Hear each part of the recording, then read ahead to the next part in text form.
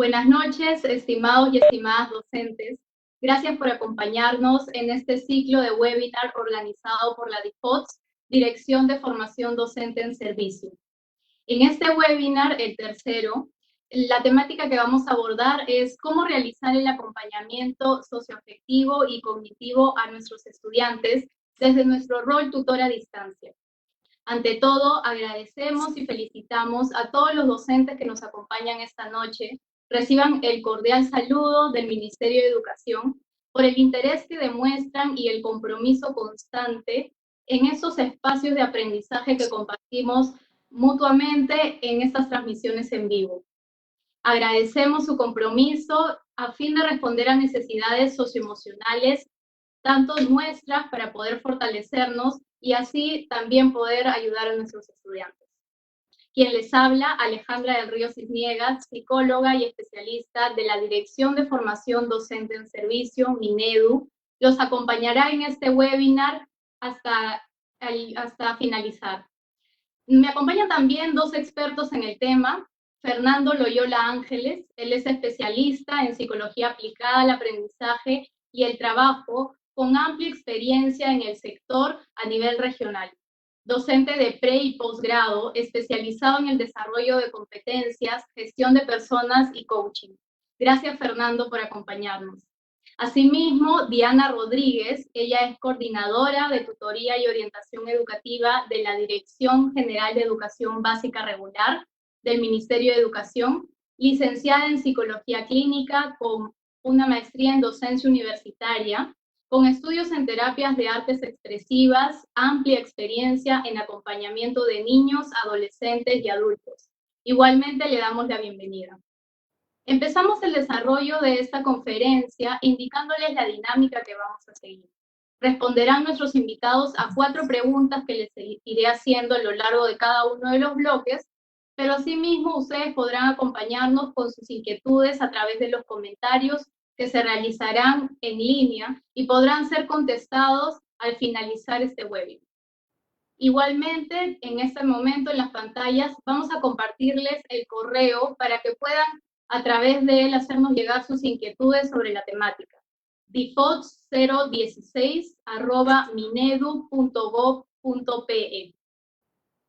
En este webinar daremos orientaciones prácticas y precisas para el desarrollo de sus funciones como tutores y tutoras, facilitando el despliegue de un acompañamiento socioafectivo y cognitivo a los estudiantes y sus familias en la modalidad a distancia.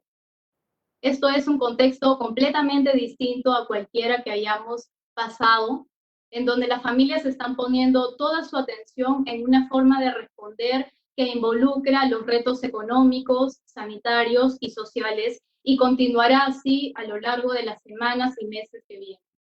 En esta realidad, nuestros niños, niñas y adolescentes deben continuar con su desarrollo a través de una educación que se adapta e innova. Además, estamos seguros y creemos en el potencial que tienen y la capacidad como docentes para acompañar a los estudiantes en este proceso de educación a distancia. Ante este nuevo escenario y desafío, se presenta la oportunidad para fortalecer nuestras competencias socioemocionales y las de nuestros estudiantes. Desarrollamos entonces algunas interrogantes para nuestros invitados. La primera pregunta es, ¿cómo cambia la tutoría y orientación educativa en la modalidad a distancia?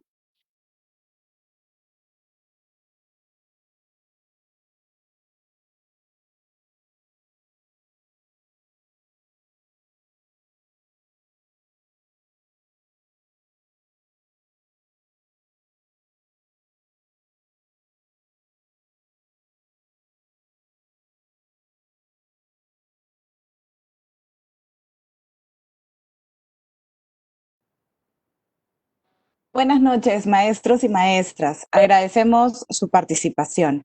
Es un gusto poder compartir con ustedes este momento de aprendizaje en donde juntos podemos encontrar algunas soluciones frente a esta gran tarea que tenemos de acompañamiento a nuestras estudiantes y a nuestros estudiantes en un contexto por demás retador. Para responder a la pregunta de cómo cambia la tutoría y orientación educativa en la modalidad a distancia, es necesario iniciar comprendiendo que el trabajo de acompañamiento a distancia es muy distinto al que realizamos en un espacio presencial. Intentar trasladar la práctica de un entorno a otro simplemente cambiando de medio de comunicación podría resultar poco efectivo. Vamos a comenzar por comprender algunas diferencias entre la modalidad presencial y la modalidad a distancia. Y para ello tengo una presentación que quiero compartir con ustedes. Voy a ponerla en grande para... Ahora la tecnología es nuestra mejor amiga, ¿no es cierto? Bien. Tenemos algunas diferencias que podemos encontrar desde este espacio de tutoría presencial y la tutoría a distancia, en donde podemos identificar desde ya algunas cosas, como por ejemplo el espacio del servicio. Antes teníamos el espacio físico dentro de la institución educativa, en donde el estudiante y el docente se encontraban en un encuadre específico que ya estaba establecido. Hoy día la tutoría a distancia en el marco de la emergencia sanitaria lo que hace es situarnos a todos en nuestra residencia habitual o en el lugar en el que cada estudiante y cada docente se encuentra. El momento de la interacción habitual también ha cambiado. Antes teníamos un encuadre dentro del horario escolar. Sin embargo, hoy día, a lo largo del día, en un horario flexible, estamos acordando entre el tutor y el estudiante y su familia cuáles serán estos momentos oportunos para hacer este acompañamiento. Asimismo, la participación en la interacción. Antes, el tutor y sus estudiantes, además de los padres, madres y o apoderados, se podían encontrar y conversar juntos a partir de la iniciativa de alguno de estos actores o del mismo tutor. En este caso es el tutor y sus estudiantes hoy día a partir de la tutoría a distancia que en coordinación con los padres y madres de familia van a poder hacer esta coordinación para encontrarse. El foco de trabajo en la tutoría presencial estaba centrado en una programación flexible a las necesidades de orientación y a los intereses de nuestros estudiantes. Hoy día, estas necesidades de orientación surgen a partir de la evolución de la situación de la emergencia sanitaria. Y en cuanto a las estrategias, contábamos en la tutoría presencial con este espacio individual y grupal, estos espacios de participación estudiantil, los espacios con las familias y la comunidad y la orientación educativa permanente. Hoy día priorizamos el acompañamiento al estudiante y el trabajo con las familias. En cuanto, ahí estamos. En cuanto a las similitudes entre la tutoría presencial y la tutoría a distancia, podemos encontrar hoy día que los principios son los mismos declarados en la Ley General de Educación: ética, inclusión, calidad, democracia, interculturalidad, conciencia ambiental, creatividad e innovación, además del principio de igualdad de género.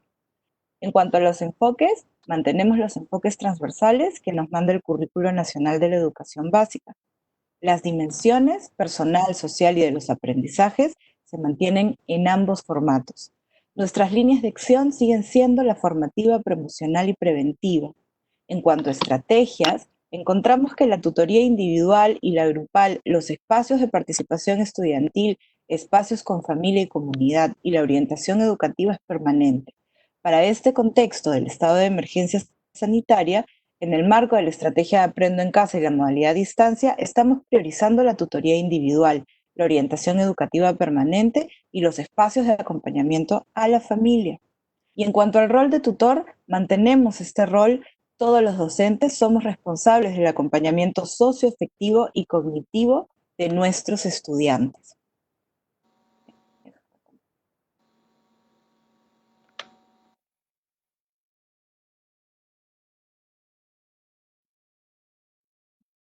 Es un reto que podemos mirar con ojos de oportunidad. Vamos a hacer un balance entre los pros y los contras que podríamos concluir que incluso algunos elementos negativos de este tránsito a la larga se van a convertir en espacios de desarrollo y aprendizaje para nosotros mismos como docentes. En el marco de esta emergencia sanitaria, la tutoría a distancia es la única forma que tenemos para brindar este acompañamiento a los estudiantes y a sus familias, por lo que nos toca orientar todos nuestros recursos y esfuerzos para convertirlo en un medio efectivo para este desarrollo y acompañamiento socioafectivo a nuestros estudiantes. Es muy probable que en este contexto ustedes hayan observado que sus estudiantes demandan mucho más atención y que sus necesidades han cambiado y que muchas situaciones que antes no se observaban podrían haber comenzado a hacerse evidentes en las interacciones. Esta realidad nos está exigiendo a todos los docentes, sin distinción, que asumamos actividades de acompañamiento socioafectivo y cognitivo para reforzar los recursos con los que cuentan nuestros estudiantes y así hacer frente a los desafíos de la realidad actual y sus exigencias, siempre buscando el bienestar. Entonces, en este contexto y más que nunca, todos los docentes estamos llamados a ser tutores y a brindar acompañamiento, este acompañamiento cercano a nuestros estudiantes y a sus familias. Así es. Muchas gracias, Diana. Por favor, Fernando, si puedes compartir una respuesta. Por supuesto. Y primero, buenas noches. Muchas gracias por la oportunidad de estar aquí con ustedes y por la oportunidad de poder dirigirme a los docentes de todo el país. No quería dejar pasar la oportunidad para agradecer y felicitar al Minedu por esta iniciativa de organizar este tipo de eventos. Retomando lo que dice Diana, y para complementar un poco, en este nuevo contexto también nos encontramos invitados a reflexionar sobre la forma de contactar a los estudiantes y sus familias en la tutoría. Desde allí nomás, desde la manera en la que nosotros hacemos este primer contacto. La selección de los medios de comunicación será fundamental para generar una buena interacción, el establecimiento de una relación de confianza y la posibilidad de generar un mayor impacto con nuestras intervenciones. Sin embargo, debemos comprender que el medio de comunicación será elegido de común acuerdo entre el tutor, el estudiante y padres de familia o cuidadores, según las condiciones de acceso con los que cuenten en casa o en la comunidad. Empecemos por hacer una distinción básica. Escenarios con conectividad y escenarios sin conectividad, haciendo referencia al acceso a Internet que tú y tus estudiantes pueden o no tener.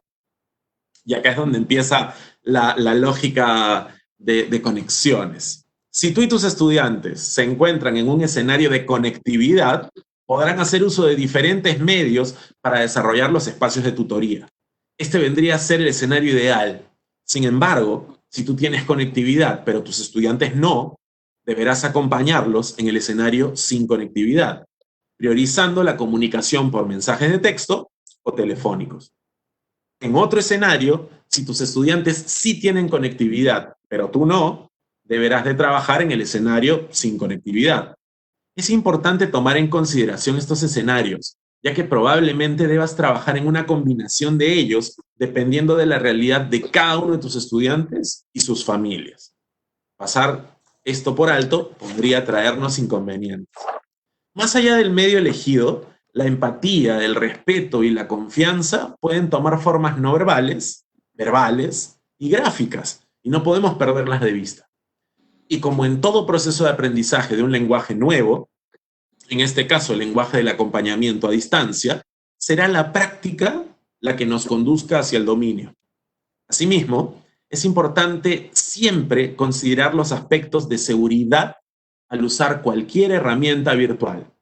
Cuidar la confidencialidad de las claves, usar plataformas consideradas seguras, utilizar filtros de contenido según edad o controles parentales, entre otras. Las diferentes herramientas suelen tener tutoriales o ayudas para la configuración de seguridad, que es importante consultar cuando aprendamos a usarlas. Una serie de herramientas y formatos que nos ayudarán a desarrollar el proceso y reuniones de acompañamiento de la mejor manera posible también sería de gran ayuda. Entonces, aquí, si Diana me ayuda con la presentación. Ahorita estoy compartiendo. Ahí estamos. Aquí tenemos nosotros algunas posibles herramientas que podríamos utilizar. Por ejemplo, tenemos una primera propuesta que es el árbol de decisiones sobre necesidades de acompañamiento. Yo puedo llegar con una serie de técnicas, herramientas, propuestas, soluciones, pero abrir mi maletín y poder ponerlas todas sobre la mesa sería un poco extenso, tedioso, complicado. Quizás la mejor manera sería empezar a ir según lo que voy detectando, según las respuestas que voy obteniendo, según lo que voy observando, voy eligiendo qué tipo de intervención es la necesaria, e incluso tempranamente, si es que es momento de derivar o no.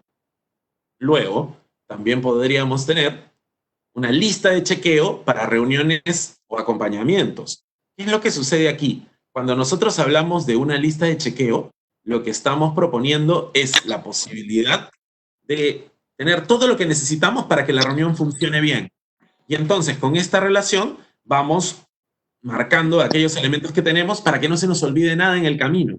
Porque en algunas ocasiones podría pasar que se nos olvide algo tan sencillo como lo que acabo de comentar, que yo estoy listo y conectado y me acabo de olvidar que mi estudiante no tiene conectividad. Entonces, ¿qué hago yo tratando de conectarme por un medio al que no tiene acceso? Formato de diseño de la reunión o acompañamiento. Y es que estos espacios deben de tener estructura, nuestras reuniones deben de tener una estructura. Quizás el transcurrir de la conversación, las necesidades, pueden surgir diferentes cosas que nos descuadren un poco, pero yo necesito tener un esquema básico sobre el cual actuar. Tener esto nos va a ayudar muchísimo. Luego, a ver, ahí estamos, formato de registro de la reunión o acompañamiento. Y es que es bueno también no solamente tomar nota en un blog o en una bitácora o en una hoja, sino que valdría la pena tener este mismo esquema o esta misma estructura que nos permita ir organizando esta historia que estamos creando con cada uno de nuestros estudiantes y sus familias. Y también podríamos tener un formato de registro de acuerdos, porque cada vez que cerramos una reunión que ha sido productiva, provechosa y positiva, deberíamos de llegar a algún tipo de acuerdo o actividad compartida que deberíamos de realizar, tanto las familias, el estudiante y nosotros. Muy bien.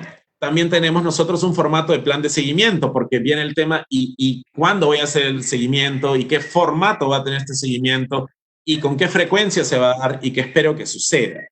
Entonces, es importante señalar que no es que tengamos que usar todos los formatos siempre, y es más, acá solamente tenemos algunos, podrían ser muchos más, sino que son sugerencias para hacer más eficiente el proceso de acompañamiento. Listo. Muchas gracias, Fernando. Muy interesantes las respuestas de ambos, gracias por compartirlas.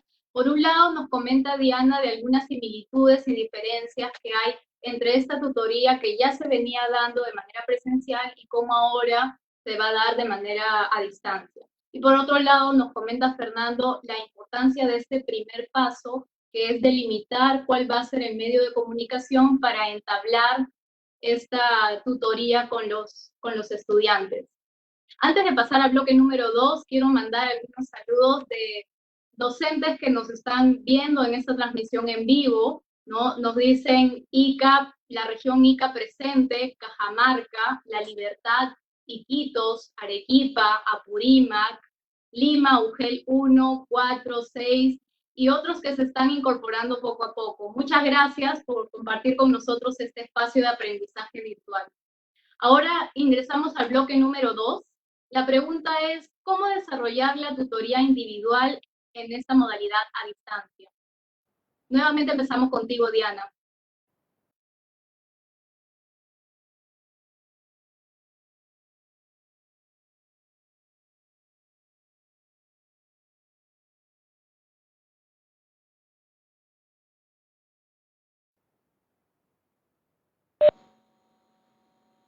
La atención personalizada que recibe el estudiante en función de sus necesidades, intereses, dificultades, las interrogantes o conflictos personales o sociales también, incluso los de aprendizaje, sí que podrían tener, así como también temas de interés de la misma familia que no pueden ser abordados de manera grupal. La tutoría individual es planificada y flexible de acuerdo a la demanda de atención, entonces.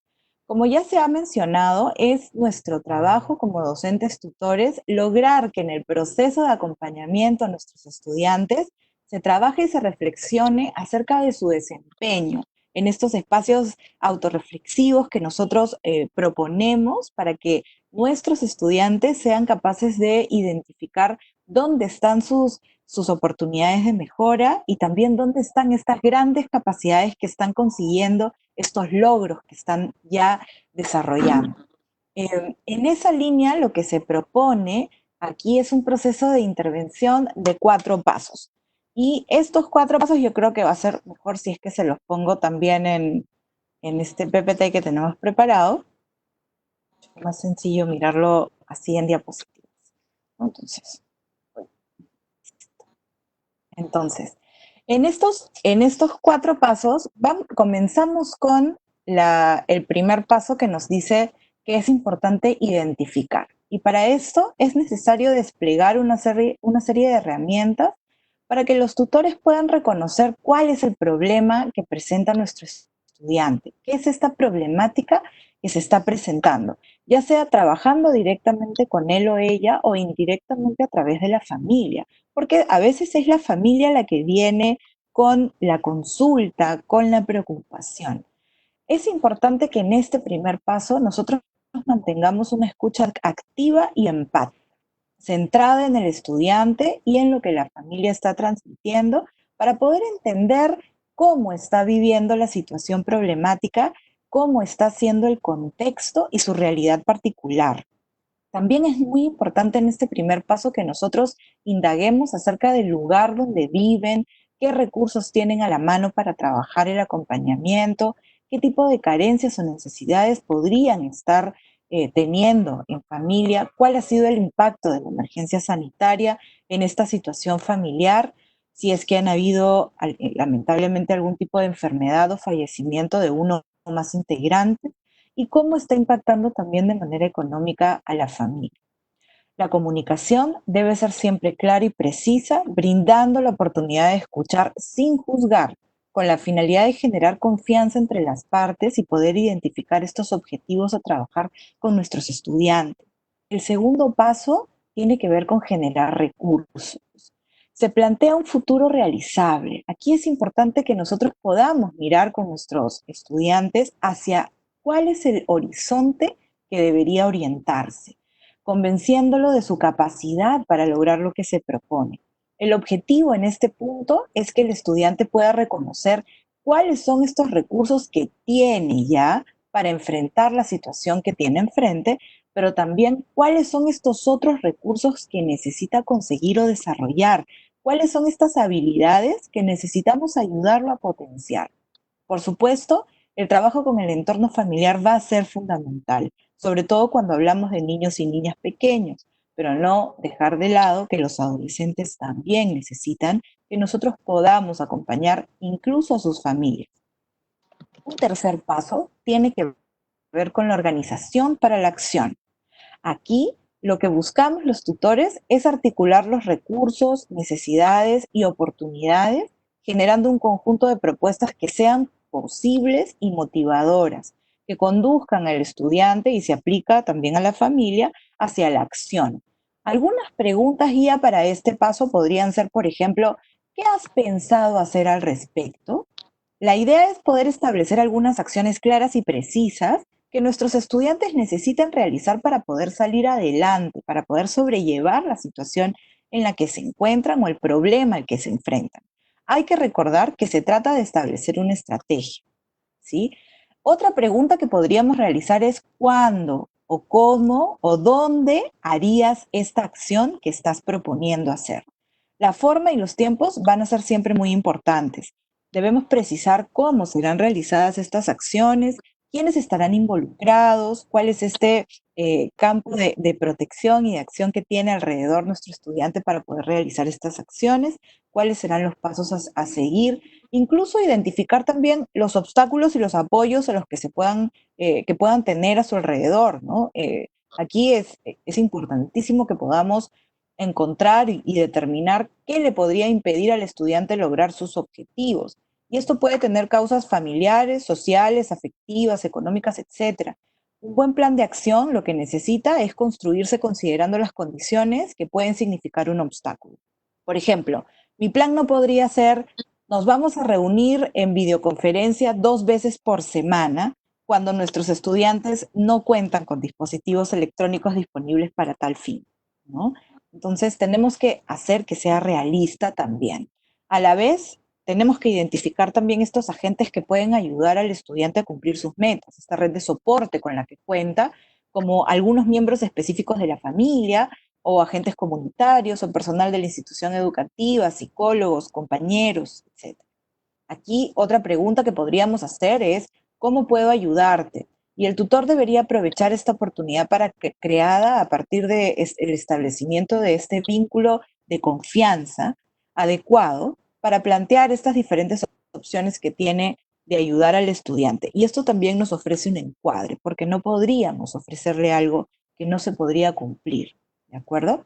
Y un cuarto paso tiene que ver con la acción y seguimiento de los resultados. Aquí el tutor acompaña al estudiante o a sus padres a generar un plan de acción a partir de las estrategias y recursos que hemos identificado que se pueden realizar. Ayuda a establecer la forma en que los resultados van a ser medidos. Es importante que podamos establecer pautas que nos permitan reconocer cuándo un objetivo se ha logrado o, si es que no se logró, qué es lo que nos falta o qué necesitamos mejorar para que esto se consiga. Y también ayuda a determinar el seguimiento que vamos a realizar en el futuro cercano para seguir favoreciendo este proceso. Entonces, lo importante en este plan del que estamos hablando, ¿no? Es justamente que nosotros podamos, a través de estos 4 pasos, buscar que sean un camino sencillo y ordenado para que el tutor pueda seguir y aumentar la efectividad de este proceso de acompañamiento y tutoría, tratando de que este método se aplique desde la realidad y el contexto del estudiante, por supuesto, por lo que una vez más aplicamos a la flexibilidad y a la creatividad del tutor. Así es, muchas gracias Diana, muy precisas sus respuestas. Le vamos a pedir a Fernando, por favor, que esta misma pregunta también pueda compartirnos.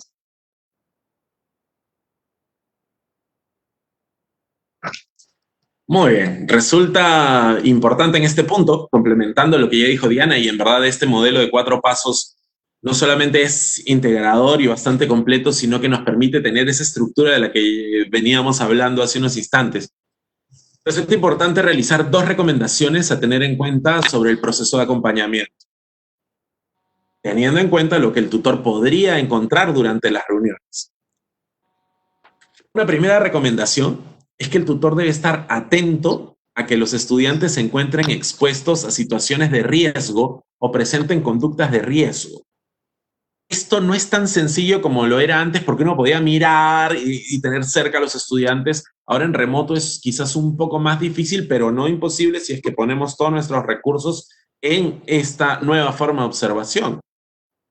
En el acompañamiento se debe estar atento a que los estudiantes, y hay que saber si es que los estudiantes están presentando ciertos cambios o comportamientos que pueden significar la presencia de un problema socioafectivo o psicológico que afecten su desempeño escolar o su bienestar personal. El objetivo no es realizar un diagnóstico o reconocer un trastorno psicológico. Esto debe hacerlo un profesional especializado, recuérdenlo por favor. El real objetivo es poder identificar alertas, reportarlas y así ofrecer a la familia o al equipo docente alternativas para trabajar esos posibles problemas. Por otro lado, también tenemos que tomar en cuenta que el reconocimiento de estas alertas permitirá involucrarlas en el plan de acción a trabajar con el estudiante.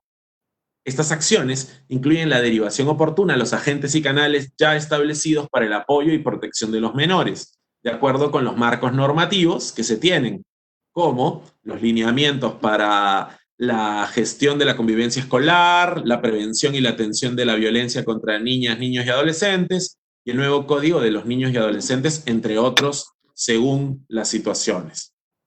Es importante considerar que un estudiante podría no querer expresarse a través de los espacios de tutoría individual o que planteen necesidades de orientación diferentes a las que hemos anticipado o planificado.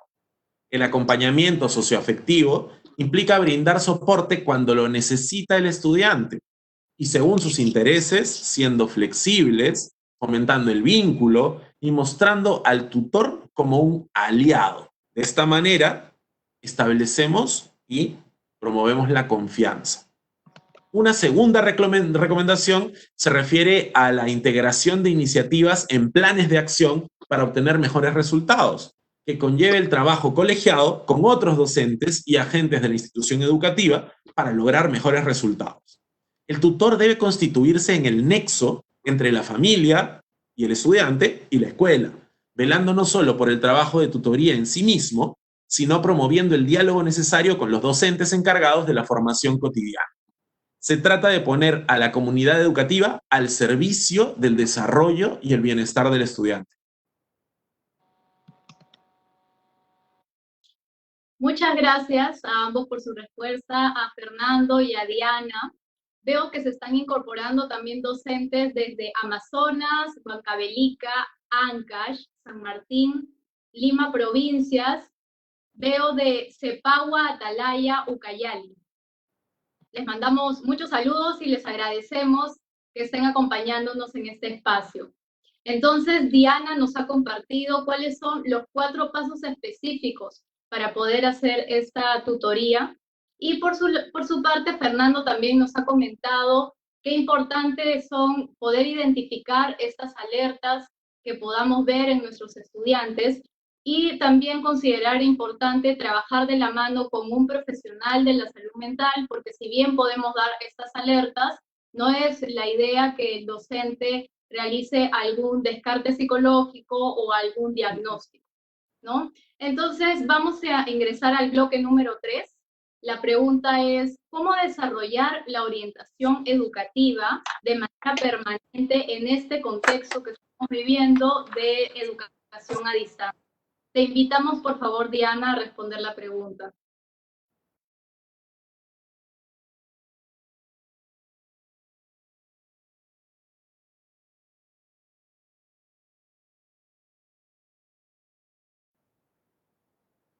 Gracias. Sí, la orientación educativa permanente es esta acción que hacemos desde la misma práctica docente y que se hace a lo largo de toda la jornada diaria, constantemente, acompañando a nuestros estudiantes de manera continua para contribuir con su formación integral y su bienestar en cualquier espacio de la institución educativa.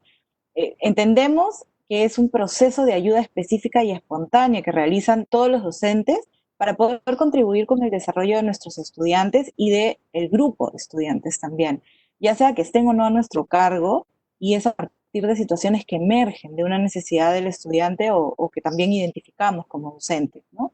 Existen muchas formas, muchas aproximaciones a este acompañamiento socioafectivo desde la psicología, y aquí vamos a desarrollar un modelo que nos permita a los tutores ayudar a nuestros estudiantes a gestionar sus emociones y pensamientos y las acciones que derivan de ellos.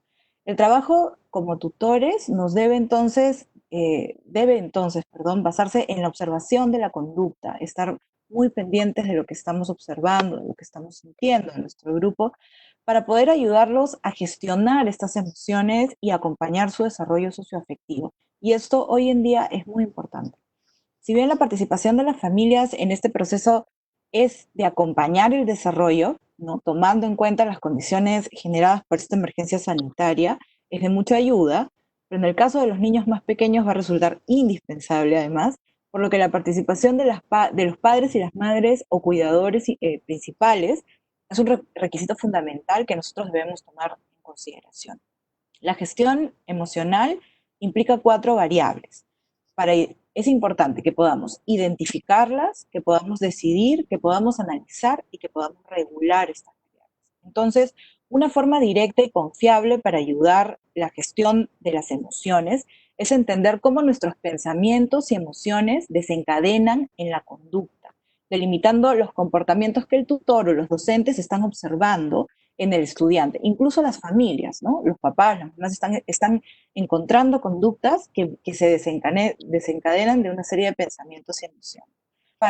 Recordemos, perdón, que el tutor y los docentes estamos observando constantemente y que es importante que podamos regular desde el espacio de acompañamiento en la tutoría estas respuestas conductuales para ayudar a hacerlas más ajustadas a los requerimientos de nuestro entorno, enfocado siempre en el bienestar y en el bienestar tanto de nuestros niños, niñas y adolescentes como también de la familia. Las emociones usualmente parecen ir y venir sin control, ¿no? Podríamos pensar que que no tenemos control sobre ella. Sin embargo, nosotros podemos, y usualmente lo hacemos, ejercer alguna medida de gestión emocional cuando el estado afectivo es muy fuerte o está impactando una meta personal o laboral, como cuando estamos muy estresados y esto no nos permite aprender o no nos permite encontrar alternativas de solución frente a un problema. Podemos sugerirle a nuestros estudiantes estrategias para regular sus emociones, tales como concentrarse en su respiración, tomar un paseo corto, tal vez hacer un poco de ejercicio, tomando las medidas de seguridad necesarias, conversar con algún amigo, tomar una siesta o leer un libro, o pensar en la situación de una manera distinta. Y esta última estrategia, la de pensar en la situación de una manera diferente, es la que me gustaría desarrollar a continuación con ustedes. Para eso voy a recurrir nuevamente a la tecnología, rápidamente a la tecnología, ¿sí? Para explicar este cuadrito que estoy poniendo al frente. La conducta emocional se inicia en el momento en el que la situación, entendida como la propuesta del entorno o un suceso que escapa a nuestro control, dispara un pensamiento automático. Es decir, lo primero que pasa por nuestra mente cuando evaluamos esa situación. Este pensamiento automático nos va a llevar directamente a sentir una emoción que surge de esta lectura o de esta interpretación que le hemos dado a la situación. Lo que esta emoción nos haga sentir va a impactar directamente en las acciones que realizaremos en respuesta a esta situación que se presentó. Y mientras más intensa sea la emoción, más fuerte e intensa será la acción. Aquí, las emociones surgen luego de haber evaluado la situación en la que nos encontramos. Esto se hace de manera automática. La regulación emocional va a ocurrir cuando nosotros podemos analizar este pensamiento, el que nos está generando la emoción, de manera positiva o negativa. Y esto nos va a ayudar a activar los impulsos que nos van a ayudar a modificar esta emoción y luego la respuesta que se estaba generando. Por ejemplo, vamos a tomar un ejemplo. Ay, mis rayitas. Vamos a tomar un ejemplo de modelo de gestión emocional. Por ejemplo, aquí les presentamos un problema. Tecnología, no me abandones. Yo podría pensar en la situación podría ser, tengo dificultades para realizar las actividades de aprendo en casa, que son algunas situaciones que nos han hecho llegar las familias a través de esos espacios que tenemos con familias semanalmente, ¿no? Entonces, la situación problema puede ser, tengo dificultades para realizar las actividades de aprendo en casa. Esto va a disparar un pensamiento automático. No soy capaz de aprender así. Necesito apoyo. Este es un tipo de pensamiento que podría ocurrir, ¿no? Esto me va a llevar, este pensamiento me va a llevar a una emoción, que puede ser sentirme desanimado, sentirme frustrado o sentirme ansioso, ¿de acuerdo? Y una vez que el pensamiento y la emoción se han instalado, va a disparar entonces una acción. Voy a dejar de prestar atención al programa porque sé que no podré aprender.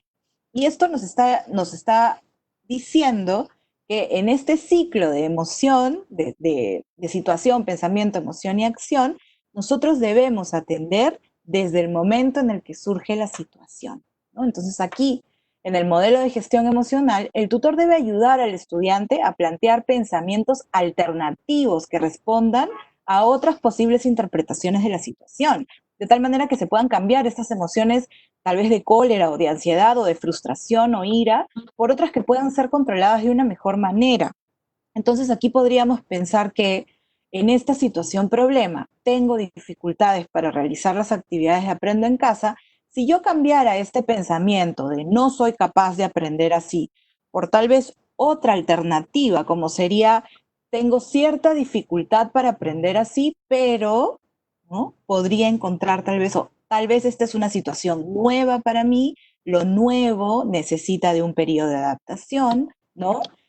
Distintas alternativas al pensamiento que no sea solamente el negativo, me puede llevar a sentir otra emoción. Si yo lo pienso como, ok, es una situación nueva para mí y las cosas nuevas me pueden tomar un poco de tiempo, pero lo puedo conseguir, la emoción ya no sería desánimo o frustración, sino tal vez sería de tal vez incluso no solo es entusiasmo, sino también un poco de intriga por cómo voy a conseguirlo, ¿no? Y esto me lleva a acciones distintas. Tal vez ya no dejo de prestar atención, sino que busco alternativas o pregunto o consulto o traslado mi preocupación para encontrar en mi red de soporte alguna ayuda que me pueda ayudar a trabajar sobre esto, ¿no? En el caso de, vamos a poner otro ejemplo, ¿no? En el modelo de gestión emocional, ¿cómo sería una solución? Hemos visto el problema, ahora vamos a ver alguno que nos plantea una solución, ¿no? Por ejemplo, ese es otro caso que también hemos ido escuchando y atendiendo a través de estos espacios que tenemos con familias, ¿no? Este es mi último año de colegio y no percibo que estemos aprendiendo lo necesario para salir preparados para los estudios superiores. Esta es la situación problema. Frente a la incertidumbre de este grupo de estudiantes que está por terminar su ruta académica en la escuela básica, ¿no? Una preocupación que surge y que es importante es justamente que tal vez percibo que no estoy aprendiendo lo mismo. Esta ha sido una preocupación, ¿no? Y esto me puede llevar a el pensamiento, el siguiente pensamiento. Aprendo en casa está reforzando competencias clave para desarrollar una carrera a futuro. Quizás deba pensar nuevamente mis opciones. Si es que yo me enfoco en la alternativa de este año se están priorizando una serie de competencias, este año estamos priorizando a partir de la coyuntura una serie de situaciones significativas para conseguir que todos cumplamos con nuestra ruta y con nuestro perfil de egreso, esto me podría llevar a una emoción distinta, ¿no? A tener interés, optimismo, curiosidad, a sentirme entusiasmado por este nuevo espacio formativo, por esta nueva estrategia que me está obligando a desarrollar competencias que tal vez antes no había desarrollado con tanta necesidad, ¿no? Como las competencias tecnológicas, que son tan necesarias en un mundo como el nuestro. Lo que me llevaría también a una acción específica, que sería voy a prestar más atención al programa y voy a buscar alternativas para seguirme preparando. Entonces vemos aquí que dentro del modelo de gestión emocional se trata de que como acompañantes podamos fomentar y ayudar a que nuestros estudiantes se detengan a atender la situación y analizarla antes de desanimarnos rápidamente por lo que nos ocurre, y esto es algo que podemos practicar nosotros también, es detenernos a analizar la situación para comprender qué es lo que está originando en mis emociones, qué estoy sintiendo, y para poder plantear pensamientos alternativos que me ayuden a bajarle la intensidad a las emociones y tal vez cambiarlas por otras más adecuadas que sí me contribuyan para poder tener más control sobre las acciones que voy a tomar a continuación. Esto no solamente para el contexto de aprendizaje, esto nos puede servir para cualquier situación en donde estemos trabajando la gestión emocional. Muchas gracias, Diana. Estoy segura que todas las recomendaciones que están brindando les van a servir a los docentes tutores. Les voy a pedir ahora a Fernando que pueda también compartirnos su respuesta. Bueno, dado que se ha hablado de la orientación educativa como una práctica permanente enfocada en el desarrollo socioafectivo del niño, niña y adolescente, el tutor debe manejar para ello herramientas que le permitan generar un adecuado espacio de diálogo y aprendizaje.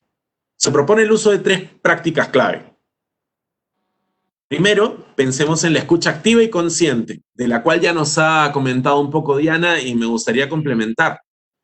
Cuando hablamos de escucha activa y consciente, estamos hablando de esta capacidad de mantener atención focalizada, no solo en el discurso del estudiante o de sus familiares, sino de poder entender e interpretar su lenguaje también no verbal y paralingüístico.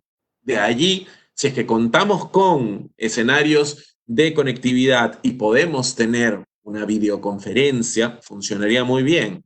Pero ¿qué pasa cuando no lo tenemos? Pues podríamos trabajar afinando nuestra capacidad de escucha y tratando de ver qué pasa con el tono de voz, con la fluidez del lenguaje, entre otras cosas.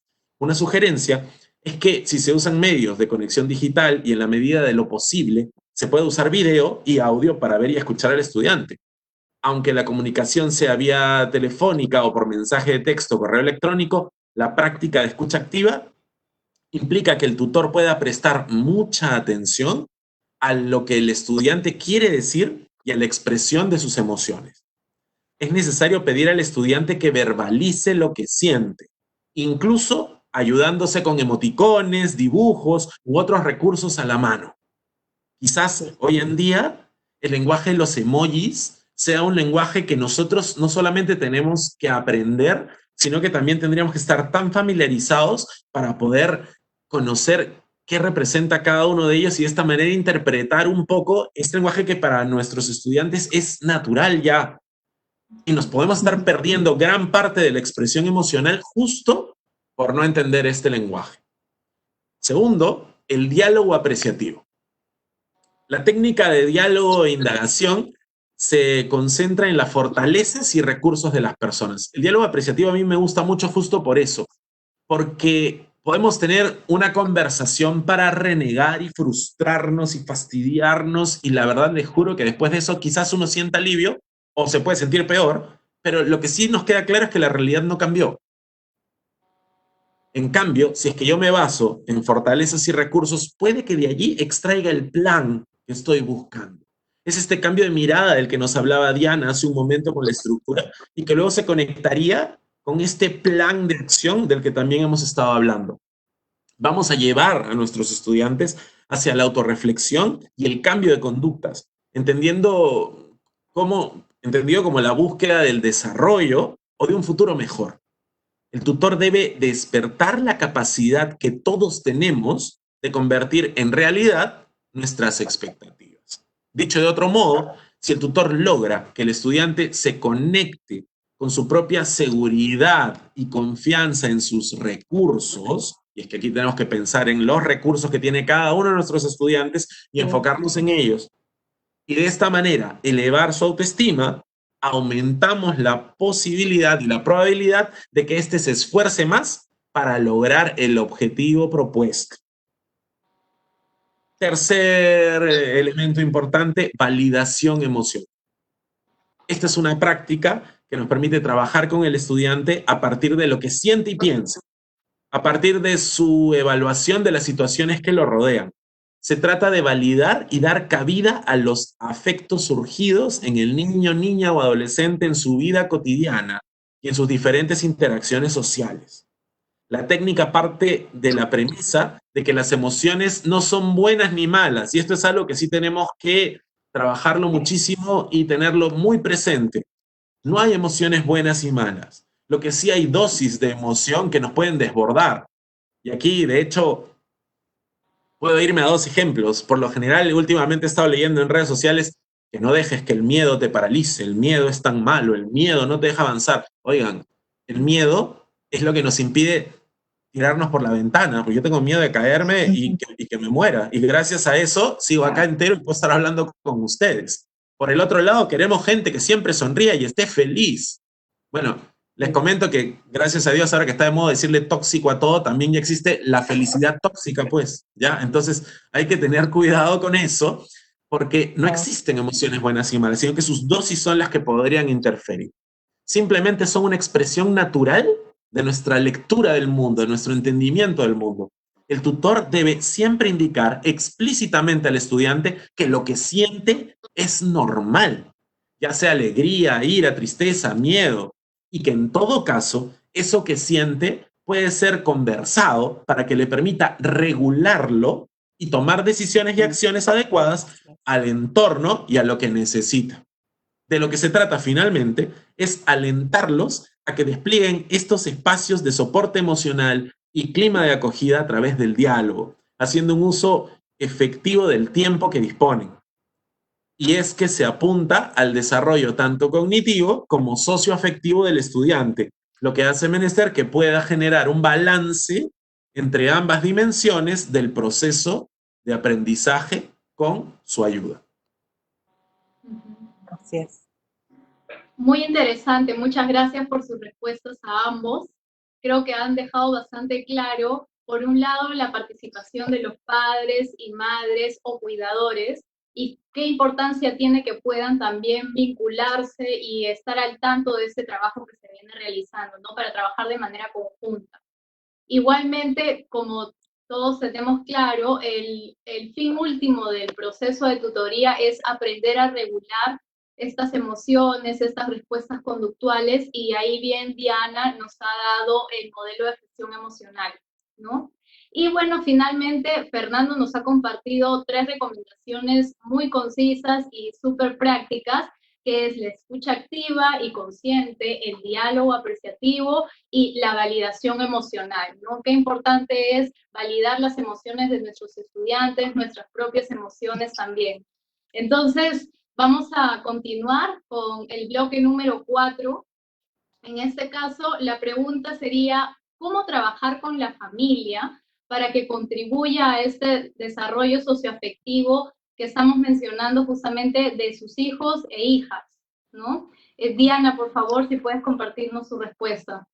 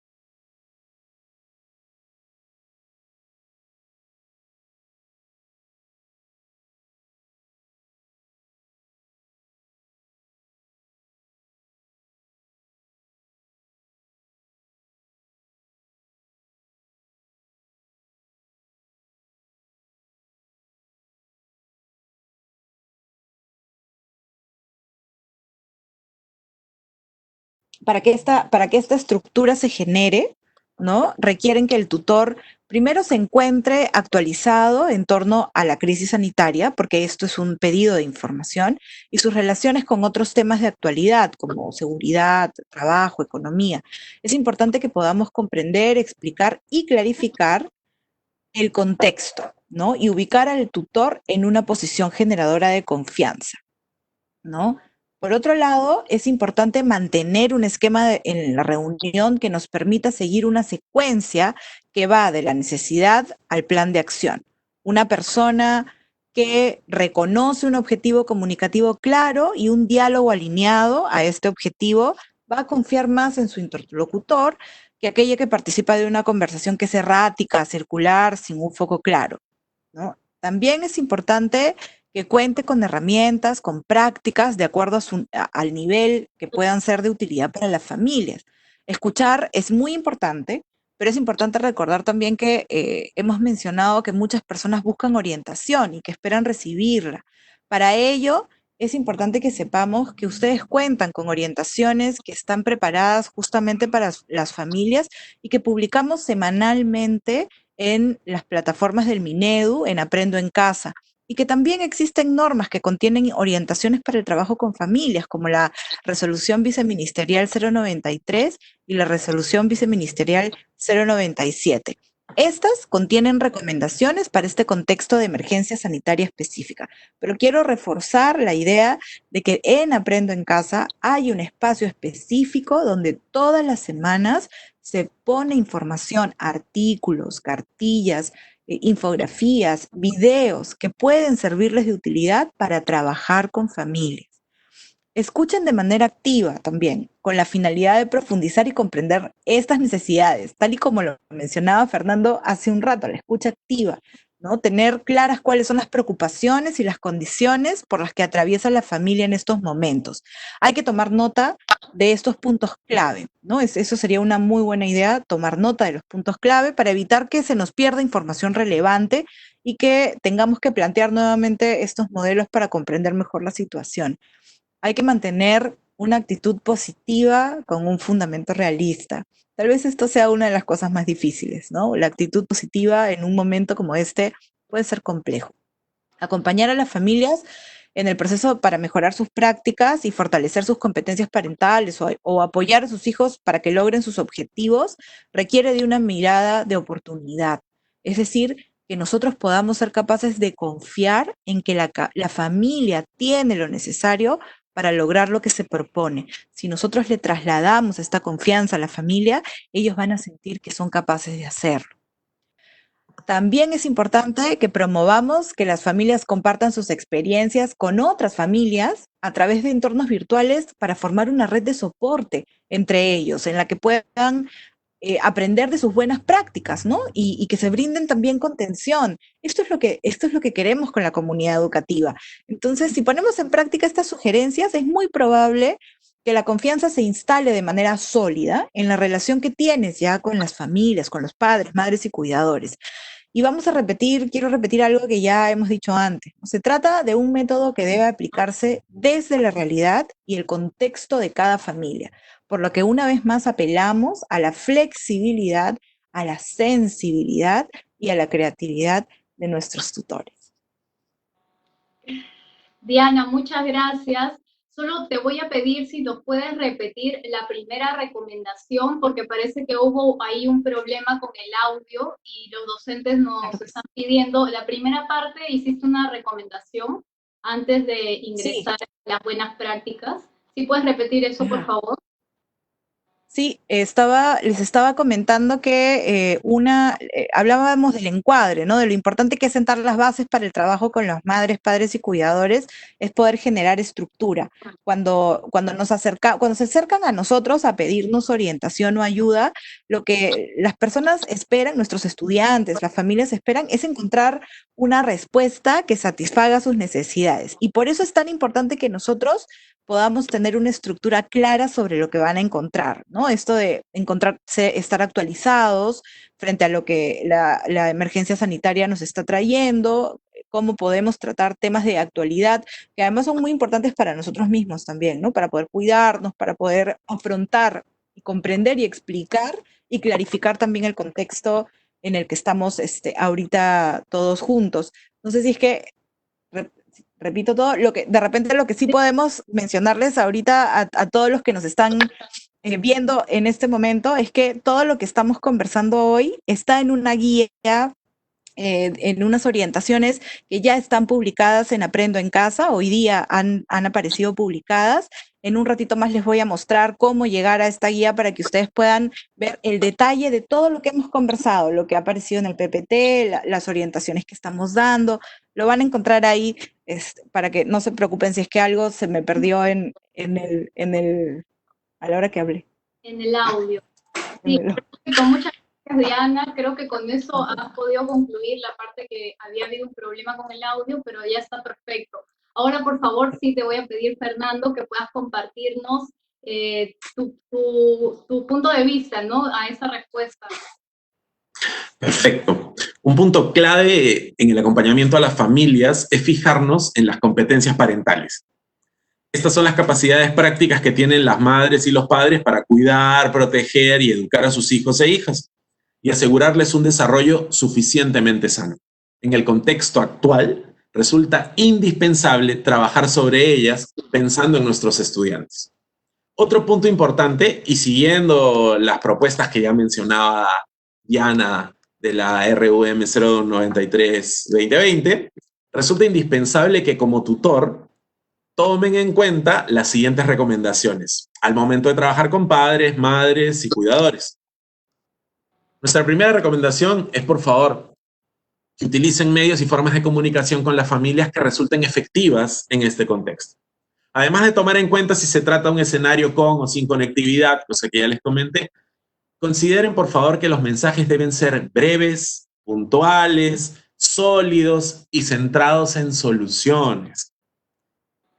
Tanto por el bien de las familias como para ustedes, que esperaría no estén escribiéndose mucho, hablando mucho, cuando hay formas de ser directos, asertivos, claros y brindar un apoyo. Las reuniones con una agenda claramente pauteada y los comunicados extensos y detallados han quedado en suspenso y debemos de reemplazarlos por reuniones efectivas, con agendas que pueden ser flexibles, pero no por eso extenderse mucho. Y aún así no podemos perder la calidez ni la calidad de nuestras intervenciones. Por otro lado, refuercen la confianza en las nuevas modalidades. Transmitan tranquilidad ante la preocupación natural por el aprendizaje de sus hijas e hijos. Probablemente ya se han enfrentado a esto durante semanas y ya encontraron buenas maneras de responder. Y si no lo han hecho, sigan intentándolas. Expliquen con argumentos sencillos pero contundentes la forma en que la coyuntura no detiene el aprendizaje de sus hijos, porque su desarrollo tampoco se detiene. Establezcan mecanismos de comunicación con las familias que les permitan contar con un flujo continuo de información. Recuerden que en estos momentos, para ellos, ustedes son el rostro y la voz de la institución educativa, el punto de contacto con el proceso de aprendizaje de su hijo e hija.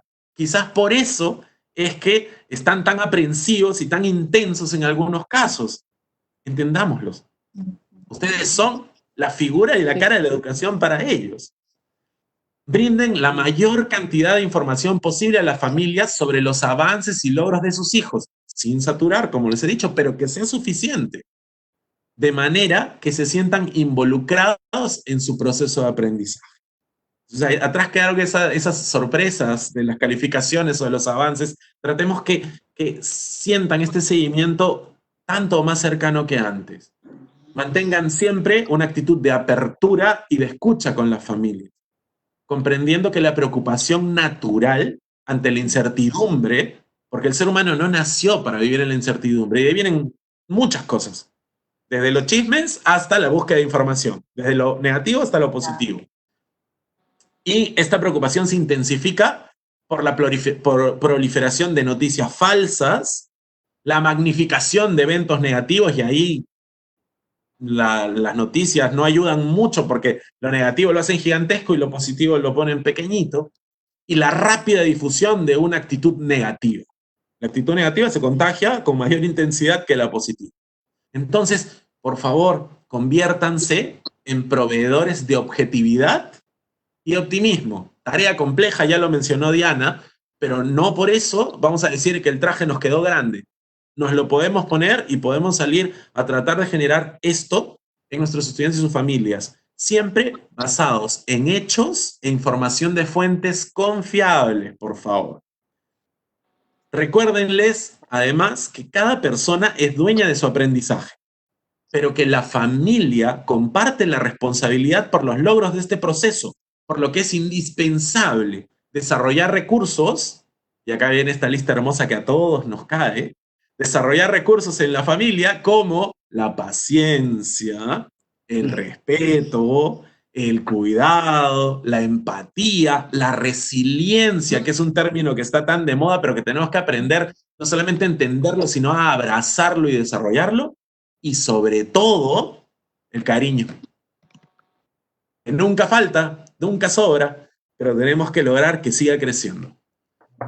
Finalmente, apóyense en los recursos y canales de la estrategia Aprendo en Casa. Ya lo mencionó Diana, y de verdad, yo soy fanático de los recursos de Aprendo en Casa y aprendo muchísimo yo también, porque en realidad tenemos todo a la mano. Lo único que tenemos que hacer es empezar incluso a generar nuestras propias articulaciones para asimilarlos y volverlos nuestros.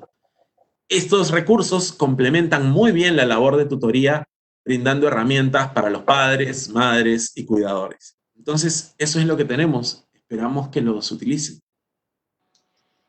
Bien, entonces nos han resaltado una serie de recomendaciones: mantenerse actualizado, tener un esquema de reunión, leer a detalle las orientaciones para padres de familias que ya han sido publicadas en la plataforma Aprendo en Casa, y Diana en unos momentos también les va a guiar en la ruta específica. Sin embargo, es necesario también que seamos conscientes de esta flexibilidad que puede haber dependiendo la realidad y el contexto de cada familia, ¿no? Eso es bien importante. Ahora, como bien mencionamos en un inicio, vamos a recoger algunas preguntas que nos han hecho a lo largo de este webinar a través de sus comentarios, y vamos a pedirle por favor a nuestros invitados que respondan, ¿no? Te voy a pedir, Diana, por favor, que respondas la siguiente pregunta. ¿Cómo hacer la tutoría individual cuando los grupos son grandes? ¿Qué criterios podríamos considerar? Sí, creo que es una pregunta muy importante. Al tener un grupo grande, vamos a necesitar primero ver cuál es la estructura o tal vez incluso vamos a tener que primero analizar cómo están nuestros horarios de trabajo, ¿no? Ahora que estamos en época de cuarentena, lo que ha sucedido es que nuestros horarios se han modificado, ¿no? Buscando que podamos atender tal vez por pequeños grupos a nuestros estudiantes, porque muchas veces no es posible reunirnos con todos a la vez en una sesión sincrónica virtual, ¿no? En esa línea, lo primero que tenemos que pensar es que va a ser necesario que tengamos por lo menos una reunión con cada uno. Eso es importante porque más allá de lo que podamos nosotros ver con cada sesión sincrónica, si las tuviéramos, e identificar, se nos va a perder mucha información que vamos a necesitar recoger de manera individual. Tal vez no podamos reunirnos con todos todas las semanas, ¿de acuerdo? Y esto es importante decirlo también. Conversemos con el director de la escuela, veamos cuáles son las orientaciones que nos está dando la escuela para que podamos gestionar estos espacios con la familia de manera individual, ¿de acuerdo? Y creo que va a ser muy importante que podamos priorizar también. Es importante atenderlos a todos. Van a haber algunos que van a ser necesario, tal vez, tener o atender primero, justamente atendiendo a una gran necesidad o a una coyuntura familiar compleja, y tal vez vamos a necesitar espacios, muchos mayores espacios con ellos y su familia, ¿no? Y en otro caso podríamos pensar en hacer la tutoría por pequeños grupos, ¿no? Si es que tenemos la posibilidad de hacerlo de manera sincrónica, en un entorno virtual, que no, lamentablemente no podemos acceder todos a ello, pero si fuera posible, tener pequeños espacios grupales también podría ayudarnos, ¿no? Grupos de 5, puede ayudarnos a tener una conversación con ellos, ¿de acuerdo? Es importante priorizar, es importante identificar cuáles son tal vez las situaciones más complejas para atenderlas primero, pero sí es necesario que tengamos al menos una reunión con cada uno de nuestros estudiantes que podamos distribuir a lo largo de la semana o de las semanas, ¿sí? Listo, muchas gracias, Diana. Le vamos a pedir ahora a Fernando que nos responda de manera un poco concisa, porque estamos con el tiempo, y tratar de responder la mayoría de preguntas. ¿Cómo hacer frente a la ansiedad de los padres para que sus hijos avancen en los contenidos? Buenísimo, es una excelente pregunta. La ansiedad parte, y tengamos en cuenta esto, en muchos casos del no saber qué hacer. Entonces, un padre que no tiene idea de qué hacer desborda. ¿Qué es lo primero que yo puedo hacer? Es trabajar dándole algunas recomendaciones marco, algunos elementos de referencia para que ese padre, esta madre, entiendan cuál sería su rol, de qué manera podría actuar, y a partir de eso empezar a observar pequeños avances. No esperamos pues que pase a un nivel espectacular su hijo, quien venía arrastrando algún problema y ahora de pronto se volvió el mejor estudiante del país, pero si empieza a descubrir que en la participación del padre o la madre está generando un poco más de motivación, quizás un poco más de dedicación, quizás algún aprendizaje que te comentan, entre otras cosas, de ahí la importancia de descubrir cuáles son estos indicadores. Y con eso baja esta ansiedad, baja esta aprensividad, porque empiezan a darse cuenta que ya tienen una pequeña fórmula que genera pequeños resultados y probablemente la siguiente conversación sea, profesor, ¿y ahora qué sigue? ¿No? Y entonces vamos creando un círculo virtuoso. Y yo quisiera, si me permites, Alejandra, quisiera complementar la respuesta de Fernando, Claro. que es importante que nosotros le podamos transmitir a las familias que aprendemos en todo momento y en todo lugar. Estamos diseñados para aprender. La forma en la que se están proponiendo hoy día las experiencias de aprendizaje van a desarrollar, van a ayudar a seguir desarrollando las competencias en nuestros hijos. Recordemos que nosotros estamos hablando de un currículo que promueve el desarrollo progresivo de las competencias. Por lo tanto, hoy día tal vez no estemos avanzando tan rápido en una competencia. Pero miren lo que está pasando con la competencia, por ejemplo, que ve la tecnología, con la competencia que está viendo ciudadanía, con las competencias, estamos desarrollando, estamos fortaleciendo mucho más rápido, algunas otras que tal vez iban a tomar más tiempo. Y lo interesante de nuestro currículo es que nos permite que nosotros podamos ir avanzando progresivamente a nuestro propio ritmo a través de las competencias hasta lograr el perfil de egreso. Y eso lo vamos a conseguir hoy día, lo vamos a conseguir mañana, lo vamos a seguir trabajando durante todo el trayecto educativo con sus hijas y con sus hijos. Y ese es un mensaje importantísimo que tienen que saber nuestras familias. El currículo nos permite que nosotros vayamos avanzando progresivamente. Van a seguir aprendiendo en casa, en la escuela, en el parque, todo el tiempo aprendemos. Es solo cuestión de saber cómo fortalecer, cómo reflexionar, cómo acompañar. Y para eso hay información en Aprendo en Casa, en las orientaciones para familias también. Así es, muchas gracias. Muy importante eso que nos mencionas, que todos estamos aprendiendo, ¿no? Los docentes, los estudiantes, los padres de familia, todos trabajando juntos. Entonces, Diana, quería hacerte una pregunta que también nos han hecho llegar. Nos dicen, ¿cómo se podría trabajar la tutoría individual con niños pequeños de 3, 4 años? ¿Qué es lo que se sugiere para este ciclo? Sí, la tutoría en inicial, sobre todo, es un espacio que trabajamos en realidad transversalmente, porque en inicial trabajamos con la familia directamente, ¿no? Entonces, tal vez es el nivel en donde mucho más énfasis se pone el trabajo con familias, porque no hay nada que podamos hacer con nuestros pequeños estudiantes que no involucre a la familia directamente. Entonces, pensar en un espacio con ellos es pensar en un espacio con la familia. Por eso, toda la propuesta de inicial, en realidad, acoge de manera transversal la tutoría siempre, ¿no? Tanto cuando hemos estado en presencial como ahora que estamos a distancia. Los espacios que podamos tener con la familia nos van a servir para trabajar con nuestros pequeños estudiantes sobre las dificultades o sobre los aciertos, logros, necesidades que vayan surgiendo. Y aquí, más bien, probablemente quienes tengan más cosas que decirnos van a ser los padres y las mamás, el papá, ¿no? que el mismo estudiante, ¿no? Que nuestro mismo pequeño, ¿no? Entonces ahí, básicamente, en inicial lo tenemos que pensar de esta manera, es el trabajo con la familia. Perfecto, gracias Diana. Y llegamos a nuestra última pregunta, Fernando, te voy a pedir que la contestes. Nos dicen, ¿cómo recuperar el interés de algunos estudiantes que se han desanimado por estudiar? ¿No? Nos dicen que a veces eso también hace que el docente se sienta un poco desanimado. ¿Qué recomendaciones le podrías dar? El enfoque ya nos va dando la respuesta. Quizás el estudiante se ha desanimado de estudiar, y voy a conectar con lo que nos acaba de decir Diana, pero no necesariamente se ha desanimado de aprender. Entonces, tenemos que entender que una cosa es lo que nosotros entendemos como estudio y otra cosa es la posibilidad de explorar desde el mismo estudiante, porque acá viene el tema.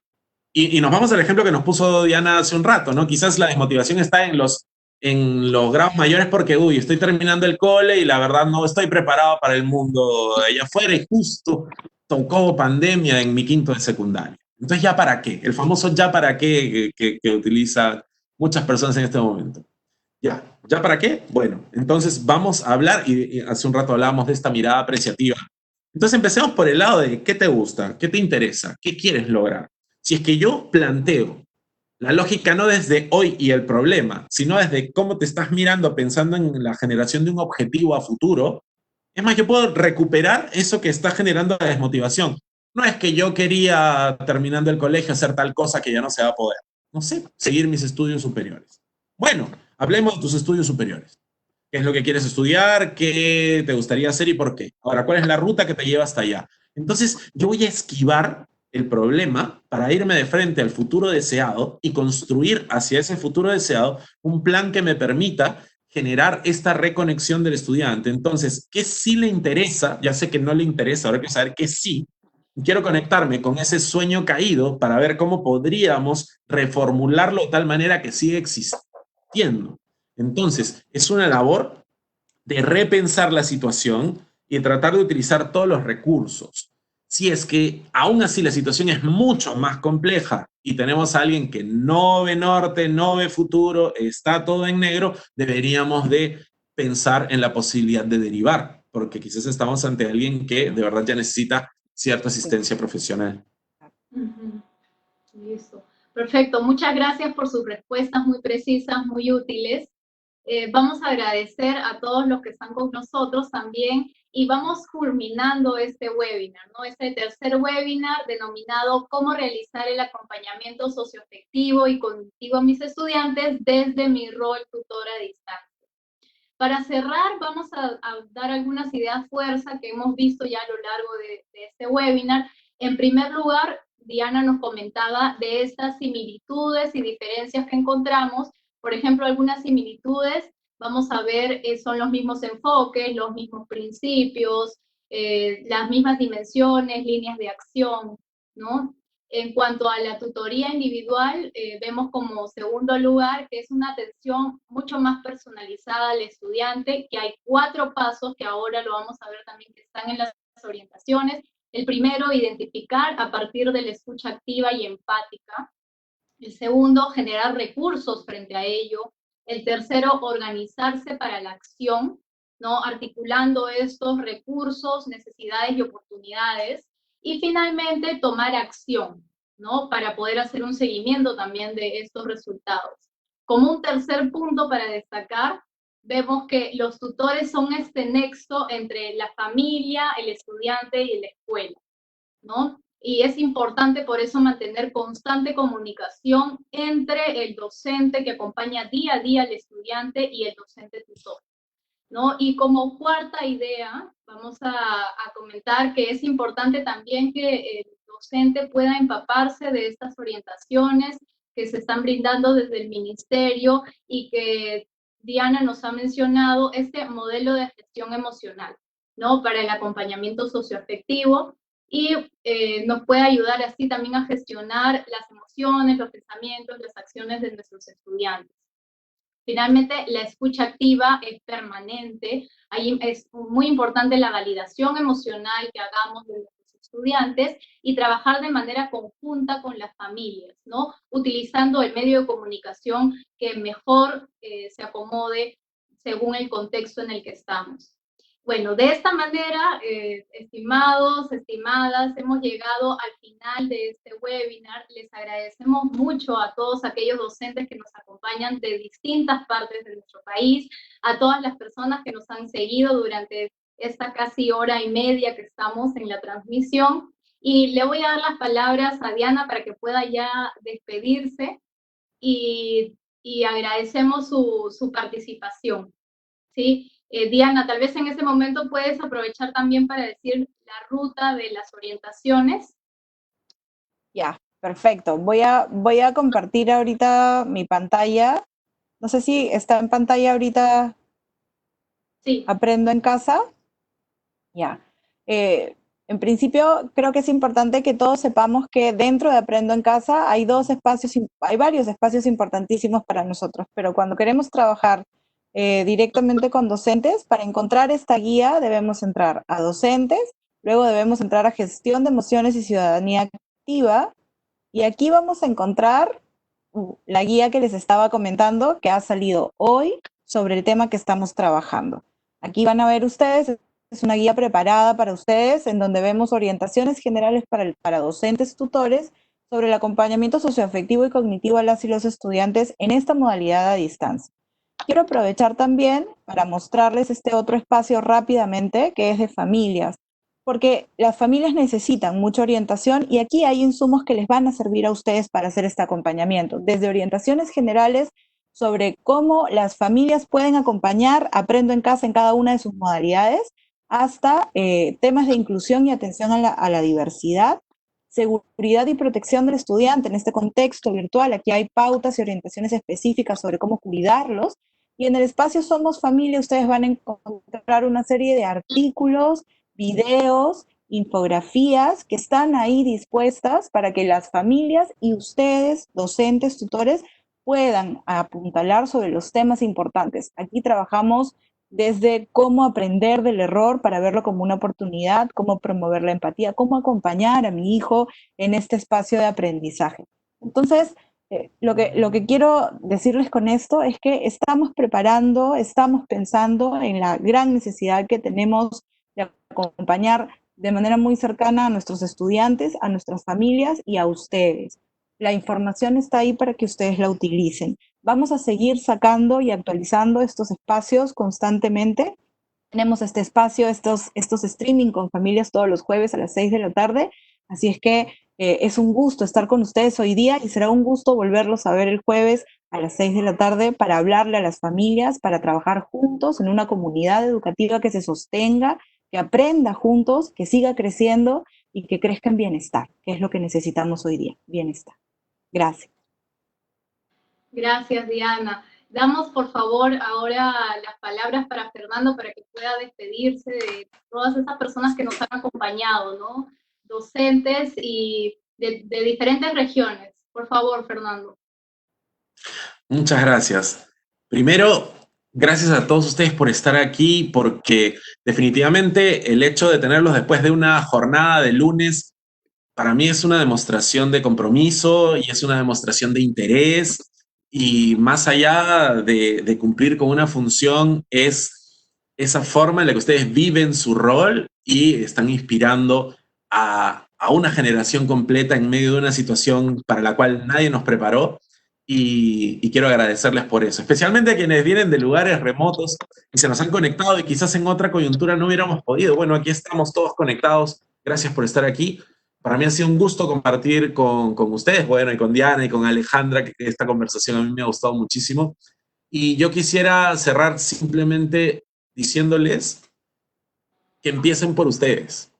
Es decir, que todo el trabajo que hacen y todo el esfuerzo que hacen y todo este punto que termina en cansancio, que no los agote. También ustedes empiecen a cuidarse a ustedes mismos, tengan estos diálogos con ustedes mismos, reúnanse, convérsenlo, busquen estos espacios para que ustedes también puedan hallar ese bienestar, ese cuidado emocional, porque si nosotros nos cuidamos, podemos cuidar a nuestros estudiantes.